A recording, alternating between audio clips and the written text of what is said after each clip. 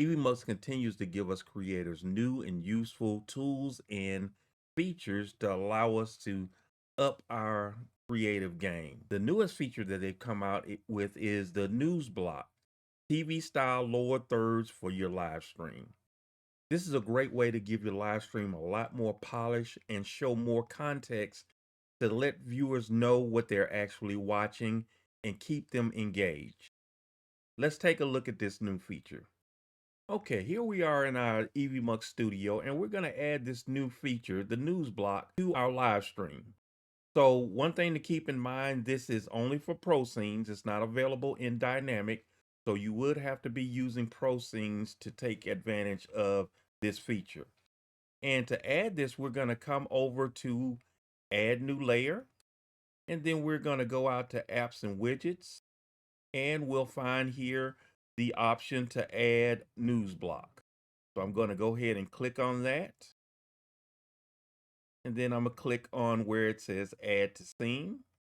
Okay, so it's added this to my current scene. We see it here at the bottom. And looking at the sizing of it, it is pretty well sized the way that we need it to be. So I really don't have to make any changes there. And if we look over here, we see that it gives us right off the bat 3 different items. The first one being breaking news, second one is sports update, and the third being finance. So these are just some starter blocks that we can use. And whichever one I click on, it is going to display that on my scene. Okay. Another thing to keep in mind is that these are added in per scene. So each scene that you would want to have one of these news blocks on, you need to add it to that specific scene. So again, I can click on finance and it will bring up the finance block. And we see it has 3 sections here. The first one is kind of a headliner, and then it has more information, and then at the bottom it has a scrolling ticker, and we'll get into that in just a minute. So let's look at the breaking news section. Okay, so I'm going to bring that one back up, and if we click the little pencil icon over here, we can expand that and show other information. So the first thing that we have here is the preset name. So that helps you keep it organized within your listing. The next line we have is the head title. That is what's showing here in red, the breaking news section. And then the next section is the main title. So whatever we type in this block here is going to show across this. And one thing I like about this, as opposed to some of the other lower thirds that we have in the program, this actually takes up more real estate across the page and gives you more room to put information in. So under this, you have options. You can, by default, it has to show the head title. You can turn that off. When you do, the head title goes away. I'm going to bring it back. And you can also choose to either show or hide the ticker. When I turn that off, the ticker goes away and the entire lower third drops down a little bit to be at the bottom of the screen. So I'm going to turn that back on. Down here, the next item is ticker mode. And by default, it is a RSS feed. So by being an RSS feed, it can bring in data from a number of different sources. If I do the drop down by predefined feed, we can see that we have Fox News, we have New York Times, CNN, and the list goes on and on. And you also have financial news down here from Yahoo. So you can bring in information from various different sources. Another option that you have here under ticker mode is to just have static text, in which that case you just put in text in this field and it will just show it. It won't scroll, but it will just show that information as a static text line. I think I tested this and I think you can put about maybe 110, 115 characters on that line. So after that, it would truncate. So, you can just keep that in mind when you're setting this up. The other option that you have here, instead of doing static text or RSS feed, is to do a custom ticker. And with the custom ticker, you can put in, I haven't even seen how many lines you can put in, but you can put quite a bit of information in there. And each separate line, let's say, for example, where it says, "Welcome to Evmux, professional live streaming made easy," that would be one line. And then when it starts with "create stunning," that is the next line. Your lines in here have a separator or a delimiter, and the default separator is the pipe character. So you can see over here that between each segment of text, there is a pipe character that separates it. So you can tell when one starts and when one ends. You can also change your scroll speed. It's by default on 4. You can move it over and make that scroll go faster, or you can slow it down. Then the last item on here is that you can choose the direction of the scroll. By default, it is going to the left, but you can switch it and have it scroll in the opposite direction. So you have that option there. If we move back up here, at the top, you see that we have a tab for content, and then we have another tab for style. Under style, you can change the way that your ticker looks on the screen. So it starts out with a default banner style of red alert. And that's what we're seeing here.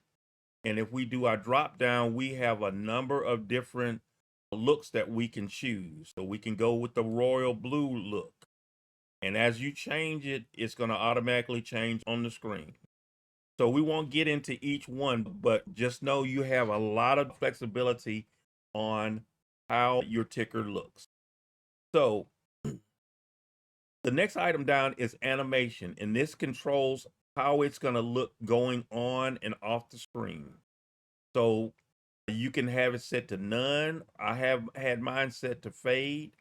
You can come down to slide left, and what you would see here is if I hide the ticker, you see it slide off to the left. Then when I say show, it's going to slide in from the left. Okay, so if I change this and say slide down, when I hide it, it goes up and leaves the screen. And then if I show it again, it slides down into place. Okay, so that is the animations that you have. You do have an option for logo, and you see the logo over here on the right hand side. You can either show the logo or hide the logo. And by default, it has the Evmux logo, but you can change it if you would like to your own branding. So I can click on the pencil for change, and it's going to go out to my graphics, and I can pick the logo that I want. Let's say I want to bring in the one for my church. Now that logo shows there. So you can also customize the colors. Okay, so you have a preset, or you can go to custom, and then it will allow you to change the background colors and change the text colors. So let's say, for example, if I didn't want the red, I can go with a blue. So now I have the breaking news section in blue. You can also change your font. You can change the head font size. So I can increase that and make that stand out even more. I can do the same thing with the main font. I can increase that, or I can make it smaller. And likewise, I can do the same thing with the ticker, the sub font. I can make that larger. Here for clock, you can choose to show the clock or not show the clock. You can also change the format of the clock. So if I just wanted to give me the date, just the date, I can choose that.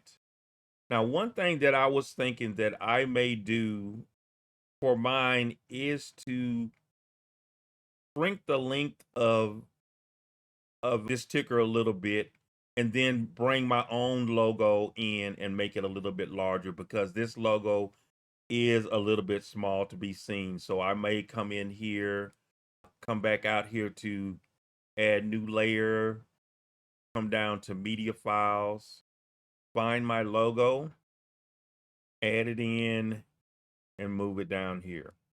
Okay. So one thing that I did see that, I guess this is just how it's set up, but I noticed that when I go into style and let's say for example, again, I come down, I change the font, I make that head style font a little bit larger. I found that if I go in and select another ticker, that those font styles hold true, they stay the same. But if I come to style and I change to a different style and then go back to the original style that I have, it's reverted back to the defaults. It doesn't hold the font size. It would be helpful if we could make these modifications, get the font size that we want and have that persist, have a way to save it and have that persist when we come back to that particular banner style. So I'm gonna show you one way that I'm looking to use this and work this into my workflow for our church services is that I have a set of scenes that I have rotating based on a timer. So I'll show a scene for maybe 2 minutes and then it switches to another scene. And I have one scene that I have designated to show the sermon subject, scripture, and the speaker's name. So I'm gonna show you how I am gonna use this for that purpose. And I think it's gonna work pretty well for us. Let's say, for example, I have all of my tickers set up. You do have another option down here to add a preset. So I'm gonna add a preset and I'm just gonna call it sermon. Okay, and for the headline of the sermon, I am gonna put in the name of the sermon and the scripture. Okay. And then for the main title, I'm going to come in here and enter the speaker's name and the church affiliation. And then down here for the ticker, instead of using the RSS feed, I'm going to do a custom ticker. So remember, the custom ticker allows me to enter whatever text I want in there. So I'm going to come over here and select everything that is currently here. And in this case, what I'm putting in is the actual text of the scripture that the pastor is going to be preaching from. So we have all that information in there. And then right now, I'm going to go ahead and click on sermon. So it shows that at the bottom of the screen. So we have the top line is the subject and the scripture. The second line has the name of the speaker, his position, and the church name. And then at the bottom in the scrolling ticker, we have it showing the actual text from that scripture that was mentioned above. So again, this helps give context to what the people are listening to. And it really does add a different quality to what we have going on. It's easy to do, and I think it's going to be a benefit to us. So this is a great feature that we have at our disposal, and we thank the guys at Evmux for bringing this to our attention and making it available to us. If you have any questions, just drop a line in the comment section, and we'll get back with you. Thanks.